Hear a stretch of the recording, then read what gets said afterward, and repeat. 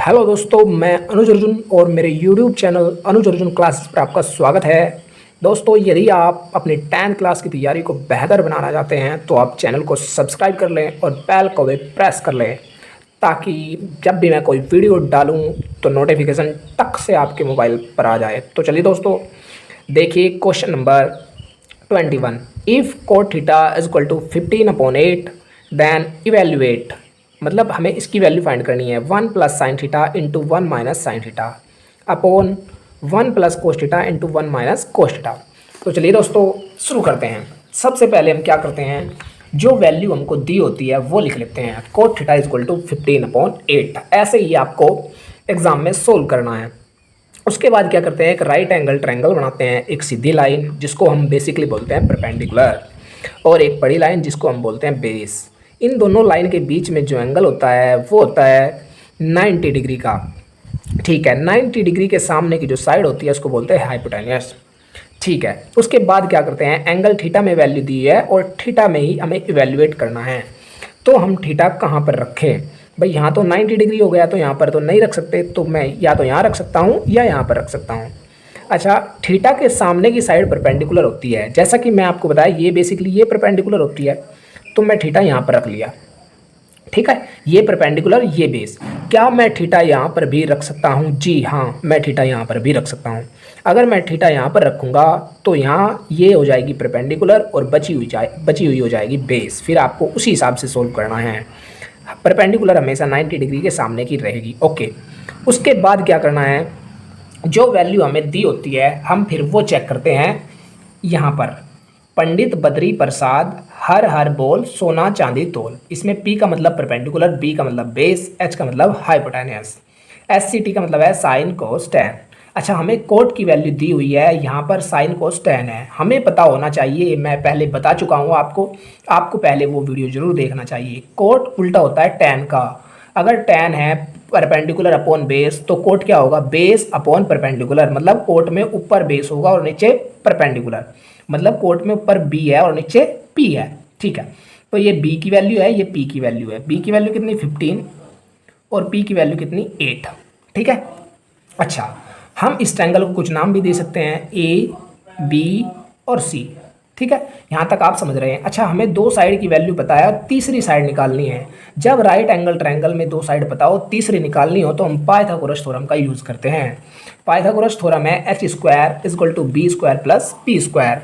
ठीक है, h की वैल्यू हमें नहीं पता है तो h² ऐसा कैसे ही लिखेंगे इक्वल टू b का स्क्वायर, b कितना है 15 का स्क्वायर प्लस p का स्क्वायर, p कितना है 8 तो 8 का स्क्वायर। ठीक है, h² 15 का स्क्वायर होता है 225 प्लस 8 का स्क्वायर होता है 64।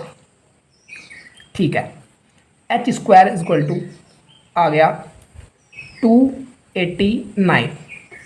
अब ये स्क्वायर इधर रूट के रूप में कन्वर्ट हो जाता है, जैसा कि आपको पता है अंडर रूट में 289। h बराबर रूट में से वही बाहर निकल कर आएगा जिसका वो स्क्वायर होता है। 289 स्क्वायर होता है 17 का। ये आपको याद करने पड़ेंगे, कम से कम 25 तक तो आप याद कर ही लीजिए। ठीक है, ओके, तो h की वैल्यू कितनी आ गई 17। ठीक है, अच्छा मुझे कमेंट बॉक्स में बताइए कि ये जो लाइन है, इस लाइन को मैंने क्या बताया, ये क्या होती है, कमेंट करके बताइए यदि आप ध्यान से देख रहे हैं तो। ठीक है, उसके बाद अब हम किसी भी ट्रिग्नोमेट्रिक रेशियो की वैल्यू निकाल सकते हैं। हमको ये सोल्व करना है तो हमें साइन और कोस की वैल्यू चाहिए, हम साथ साथ रखेंगे। तो सबसे पहले क्या करता हूँ मैं, इसको इवेल्युएट करना है तो ये लिख लेता हूँ 1 plus sine theta minus cos theta. ठीक है, तो चलिए दोस्तों इसको सोल्व करते हैं। अच्छा, अगर मैं यहीं पर वैल्यू रखूँगा तो क्वेश्चन बड़ा पेचीदा हो जाएगा, तो हम क्या करते हैं इसको थोड़ा सा सोल्व कर लेते हैं। देखिए 1 प्लस साइन थीटा और 1 माइनस साइन थीटा, सेम ही चीज़ एक बार जुड़ी हुई है और सेम ही चीज़ एक बार घटी हुई है। तो ये फॉर्मूला है a + b a minus b, a² minus b² का। तो a का स्क्वायर कर देंगे 1 का square, 1 minus b² sine square theta. Okay, नीचे भी क्या है 1 प्लस कोस थीटा, एक बार वही चीज़ जुड़ी हुई है एक बार वही चीज़ घटी हुई है, 1 minus cos theta, a + b a minus b। तो ये फॉर्मूला हो गया a² माइनस b², मतलब 1 का स्क्वायर कितना होगा 1 माइनस b का स्क्वायर a² और b कितना है कोस थीटा, कोस का स्क्वायर। अब इसको सोल्व करना हो जाएगा आसान। तो अब देखिए 1 ऐसा कैसे ही लिखूंगा मैं, माइनस साइन थीटा की वैल्यू, साइन थीटा की वैल्यू कितनी होगी, साइन कितना है यहाँ पर p/h, ऊपर p नीचे h साइन में, तो p कितना है 8, p/h, h कितना है 17। ये साइन थीटा की वैल्यू है, लेकिन यहाँ पर साइन का स्क्वायर है, तो इसका भी क्या कर देंगे हम, स्क्वायर कर देंगे। Okay okay.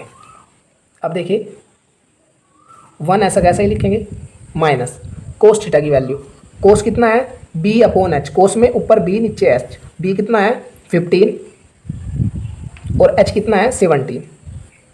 ये कोस थीटा की वैल्यू है, लेकिन कोस का क्या है स्क्वायर, तो इसका भी क्या हो जाएगा स्क्वायर। आई होप आप ये समझ पा रहे हैं, ठीक है।